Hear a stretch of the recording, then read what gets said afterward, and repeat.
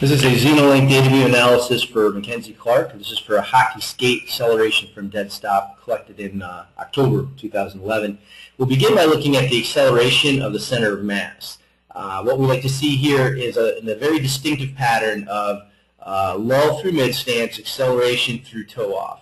Lull through mid-stance, acceleration through toe off. Lull through mid-stance, acceleration through toe off. We see the pattern.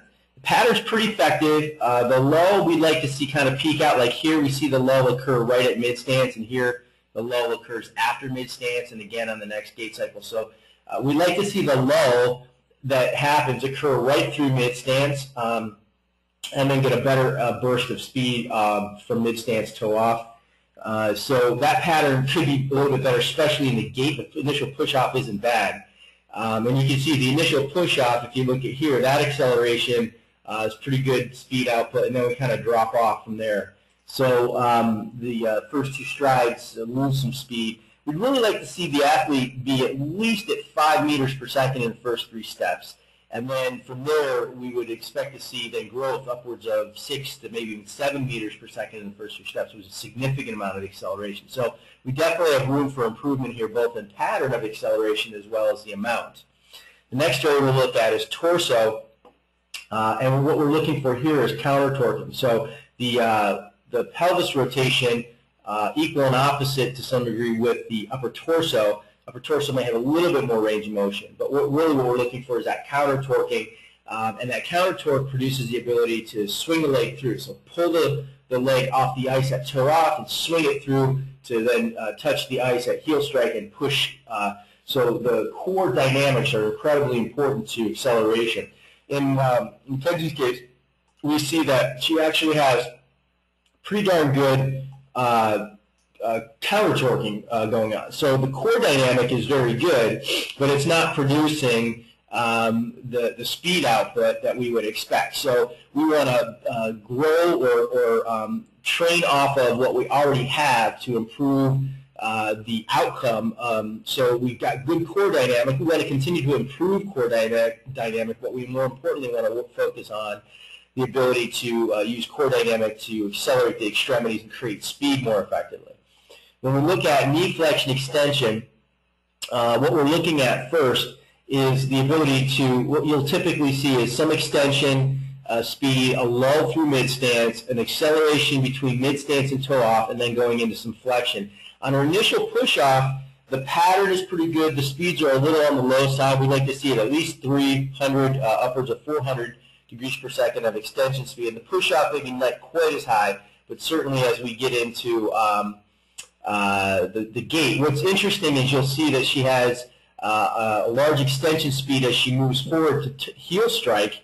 There's the lull, but then there's virtually no extension speed on the initial gait cycle on the right side. And then she does pull into flexion fairly well, but very, very little extension speed on the right side. On the left side, then, you see the extension's a little bit early, close to toe off or heel strike. Then you have heel strike here, so she's pulling the knee in already as she gets in the heel strike. Lull through mid-stance, again, a really limited extension. Pulls off the ice pretty well on the left side, but what we're seeing here is a breakdown in pattern, pretty significant breakdown in pattern at the knee, where the extension speed occurs way early prior to heel strike. We don't get the same lull extension acceleration we would expect mid-stance to toe off, although we are getting a pull. The push is almost non-existent, and the pattern is definitely disrupted. So we really want to work on knee. Focus on knee as we work off the core, which is working pretty effectively. We want to focus on knee. The core, that core dynamic is good. That's why we see the pull, but the push is lacking, so we want to work on that at the knee. At the hip, we see, again, that pattern of extension, lull, pretty significant lull, flexion and extension, extension and flexion again. The pattern's pretty effective. The speeds are low, though. We would like to see hip extension, 350, 400 or higher. Here again, we see the extension, the lull coming after mid-stance, which we don't want to see. and then extension occurring right at toe off, peak extension. So the pattern at the hip as well is limited in terms of speed and limited in terms of pattern. So we see push-pull pattern, especially the push at both the knee and the hip, are something that we really want to address in our training. The knee flexion extension range of motion, what we see here is pretty good symmetry and flexion, pretty good range of motion, but probably looking at a little bit of limitation on the right side knee extension.